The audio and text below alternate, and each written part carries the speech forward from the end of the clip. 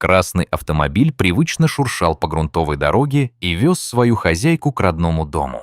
Там, в небольшой деревеньке, укрытой от всего мира, ждут ее два любимых мужчины – сын Данил и муж Сергей. Наталья улыбнулась, представив, как будет радоваться ее сыночек встрече с мамой и как будут трястись его ручки в ожидании подарков.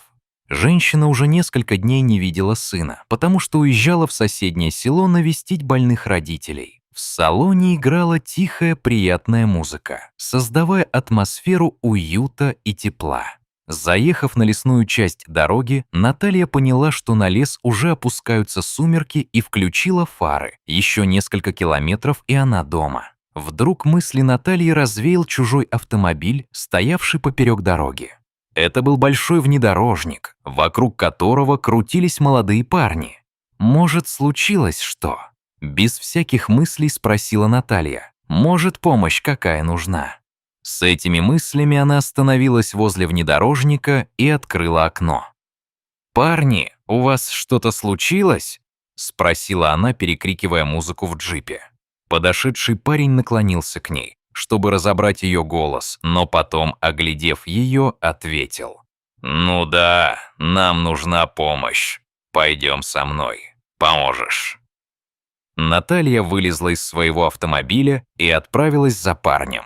Музыка стихла, видимо, чтобы было легче общаться с появившейся женщиной. Так кому тут помощь нужна? Все еще не понимая, что тут происходит, пыталась выяснить Наталья у трех окруживших ее парней. «Так нам всем нужна», — ответил один из них и положил свою руку на ее ягодицу. «Поможешь? Да мы не обидим. Деньги есть, ты не переживай». И только сейчас до Натальи дошло, чего хотят от нее эти негодяи. Она развернулась и со всего размаха влепила наглецу звонкую пощечину. «Ого!» — засмеялся он. «А дама с характером. Она мне нравится». И в этот момент кто-то сзади сильно схватил Наталью за волосы, приподняв ее и притянув к себе. Женщина пыталась отбиваться.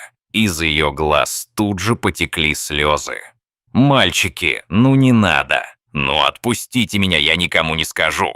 А тот самый парень, которому она влепила пощечину, подошел к ней и демонстративно, одну за одной, начал расстегивать пуговицы на ее блузке, словно ее просьбы доставляли ему удовольствие.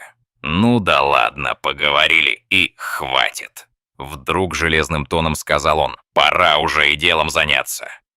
С этими словами он схватил девушку и швырнул ее на траву, сам забираясь на нее сверху. «Дик, помоги!» Вдруг закричала женщина.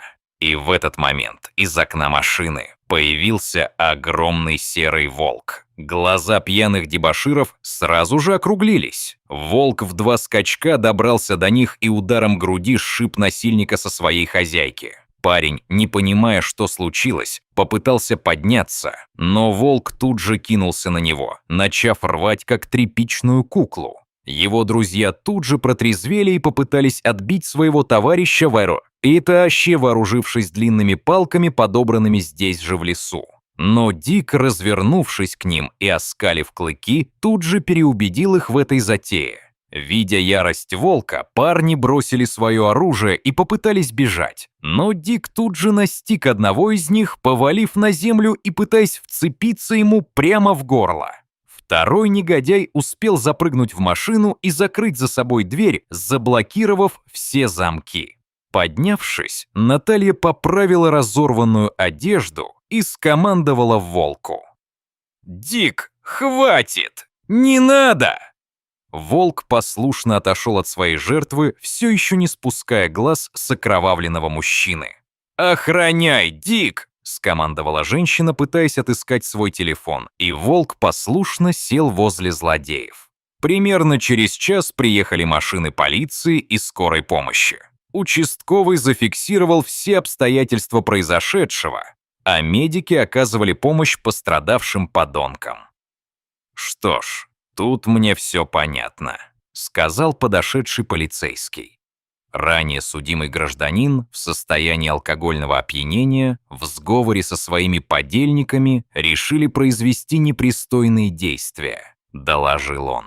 «Одного понять не могу», — сказал участковый, почесав голову. «Как вы приручили волка? Да еще и выдрессировали так?» — спросил он, опасливо поглядывая на серого хищника. Наталья улыбнулась. «Так я ж его совсем крохотного нашла. Мы с мужем в лесу гуляли, грибы да ягоды собирали. Вот я и нашла его». Лицо ее стало хмурым, окунаясь в эти воспоминания. Он возле матери своей мертвой сидел и выл. Видно, что уже не один день без еды и воды провел. Я его потом со шприца молоком отпаивала. Возилась с ним хуже, чем с ребенком. Улыбнулась она и потрепала за ушами подошедшего волка. Видимо, он все помнит, за это и расплачивается. А дрессировать волка – занятие бесполезное. Если он не захочет, то его никак не заставить. Так что все, что он делает, так это сугубо по своему желанию. Да, ну, дела. Удивился участковый, не сводя глаз с подошедшего волка и, стараясь незаметно отодвинуться от него, не подавая виду, что ему страшно. Ладно, все, что мне нужно, я зафиксировал. Можете быть свободны. Если понадобитесь, я вас вызову», — сказал он и, развернувшись, быстро зашагал к своему автомобилю. Наталья невольно улыбнулась, глядя на такую реакцию стража порядка.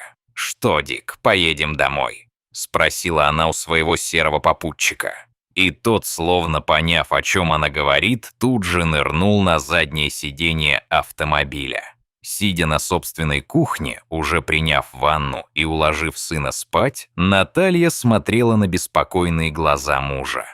«Нет, ну как они могли?» — все еще негодовал он. «Если бы не Дик, то и подумать страшно». Он посмотрел на спящего в углу волка. Наталья положила ладонь на руку мужа и слегка улыбнулась. «Да успокойся, все же хорошо. Спасибо нашему волчонку. А я больше не буду такой дурой и не буду каждому встречному верить», — пообещала она Сергею. Мужчина приобнял жену и виноватым голосом сказал: «Помнишь, а я ведь еще против был, чтобы ты его с собой из леса тогда забрала». «Помню», — смеясь подтвердила Наталья. «Мы тогда еще с тобой чуть из-за этого не поругались. А он, погляди, каким другом и охраной нам стал». Сергей молча кивнул головой, подтверждая свою неправоту. После этих слов Дик вдруг поднял морду и одобрительно тявкнул. «Вот и Дик подтверждает», — засмеялась Наталья, еще крепче обнимая своего мужа. Дорогие зрители, если вам понравилось это видео, то ставьте лайк и подписывайтесь на наш канал. До свидания.